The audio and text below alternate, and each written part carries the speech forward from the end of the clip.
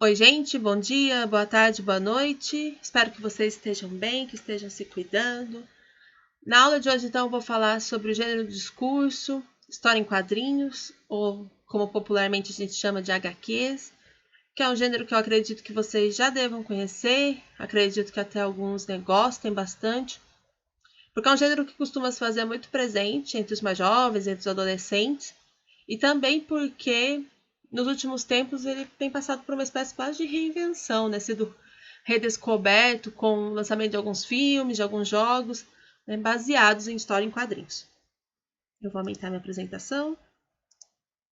Só um minutinho.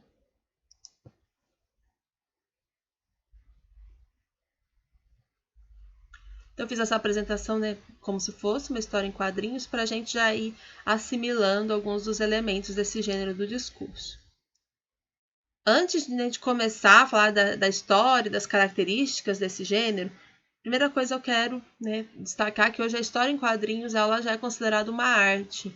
Ela já passa por crivos de avaliações, por premiações, que quase equivalem, né, às premiações que a gente tem no cinema e na literatura. Por exemplo, hoje a gente pode dizer que a gente tem ganhadores de prêmios que seria a mesma equivalência de um Oscar, de um prêmio Nobel, também para as histórias em quadrinhos. A primeira história em quadrinhos que a gente tem conhecimento foi publicada nos Estados Unidos em 1894, numa revista chamada Truth, que a tradução a gente pode colocar como Verdade, né? E ela era de Richard Outcault. Essa história, ela era chamada, né, ela tinha o nome de The Yellow Key, o garoto amarelo, o garoto de amarelo, e era esse o personagem principal dessa história em quadrinhos. Já no Brasil, a primeira história em quadrinhos é publicada em 1905 na revista Talho.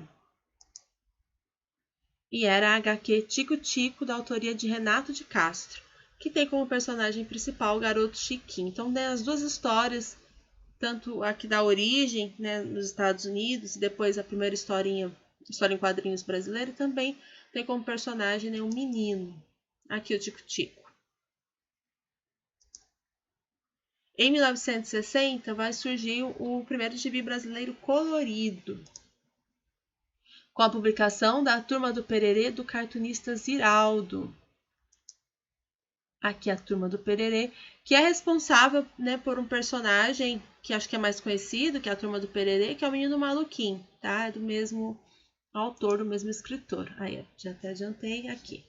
O Menino Maluquinho deve ser mais, né, do conhecimento da maioria da geração. Tem filme também, tem até o filme live action dele, né? E esse é o Ziraldo. A Turma do Pererê chegou a ser censurada em 1964, né, por causa da ditadura militar, e só volta a circular em 1975, ou seja, né, 11 anos depois. É na década de 60 também que vai surgir a Turma da Mônica, que é a nossa história em quadrinhos mais famosa, inclusive internacionalmente. Aqui eu coloquei, né, a evolução dos traços da Mônica, da Turma da Mônica. Olha como vai, né, evoluindo, começa muito mais sisuda até chegar ao que a gente tem mais proximidade hoje. Inclusive, hoje tem a turma jovem, né, de adolescentes, de adultos, então ela já passou também por várias mudanças. Hoje ela é publicada em mais de 40 países e traduzida para 14 idiomas, então é a nossa história em quadrinhos mais famosa. Hoje no Brasil, os grandes nomes do quadrinhos que a gente tem, eu trouxe, né, como um dos grandes expoentes, o Marcelo de Salete. Ele foi bastante premiado já internacionalmente com alguns dos quadrinhos que ele produz. Inclusive esse aqui, Angola Janga, né, conta a história do Quilombo de Palmares e virou jogo de videogame. E esse aqui, Cumbi, que também fala, né, das estratégias que a população negra escravizada encontrava para sobreviver. Esse aqui que foi premiado, né, internacionalmente. Se eu não me engano, ele ganhou o que equivale ao seria o Nobel dos quadrinhos, né, como a história em quadrinhos, a melhor história em quadrinhos daquele ano. Eu pedi esses 2 livros para a biblioteca, tá? Não sei se vai chegar, mas eu fiz uma listinha já há um tempo e pedi para deixar aí na biblioteca do Campo São João. Eu também, né, vou trazer para vocês e vai ficar lá disponível na aula para quem tiver curiosidade, né, que é uma que eu consigo a história em quadrinhos todinha, que é a história da Marjane Satrapi, que é uma história em quadrinhos que se chama Persépolis. É uma história em quadrinhos muito legal, vou deixar o PDF dela todinho. Ela também virou filme, um filme de animação. E a Marjane Satrapi, ela é iraniana, e depois ela vai morar na França, e a história em quadrinhos dela vai contar, né, o que se passa na Revolução Iraniana, né, como que muda-se os costumes, né, porque a gente vai ter com essa revolução uma imposição de costumes islâmicos mais rígidos, então as meninas têm que começar a utilizar o véu, tem escolas separadas para meninos e para meninas, né, algumas proibições, como por exemplo bebida alcoólica, que não vai poder mais, e a família dela vai sofrer algumas perseguições, ela inclusive vai ser, né, a família vai achar que é mais seguro que ela vá para a França, então ela vai contar um pouco da experiência dela na França, a saudade dos familiares, é uma história bem legal, eu deixei ali a HQ na postagem para que vocês leiam e também o filme para quem quiser assistir. Todo mundo deveria ler Persépolis, também foi muito premiada internacionalmente.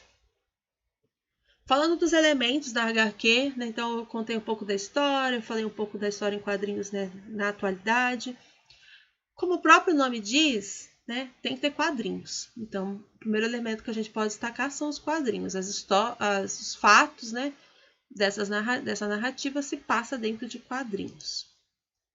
Outro elemento muito importante são os balões, né? Que o de fala é esse redondinho aqui, esse é o de pensamento. O quadrado, e muitas vezes o quadrado, né, com tracejado, é utilizado para quando a voz sai de um aparelho, né? Por exemplo, a voz sai do telefone, do celular, então a vozinha que está saindo ali. E esse aqui é mais como quando a pessoa está com raiva, uma explosão, né? Que ele sai todo pontudinho. As onomatopeias, né? Que são os barulhos que acontecem ao longo da história. Então, splash, crack, quebrando, né? Kabum, uma explosão. E falando da linguagem de uma história em quadrinhos, ela é bastante coloquial, ou seja, né, ela apresenta a linguagem da forma como a gente se expressa no dia a dia. Então, por exemplo, até um tá, um pra, né? Tá tudo bem, peguei isso pra você, já é mais permitido, porque ela vai se aproximar dessa linguagem coloquial. Gírias e expressões populares também podem ser utilizadas. A atividade que está lá disponível para vocês sobre história em quadrinhos, sobre esse gênero do discurso. São algumas questões no formulário. E em caso de dúvidas, vocês podem me enviar um comentário ali na postagem.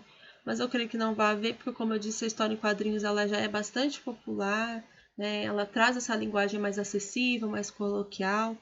E, mais uma vez, eu recomendo que vocês leiam a história em quadrinhos, né, da Persépolis, porque é muito bacana.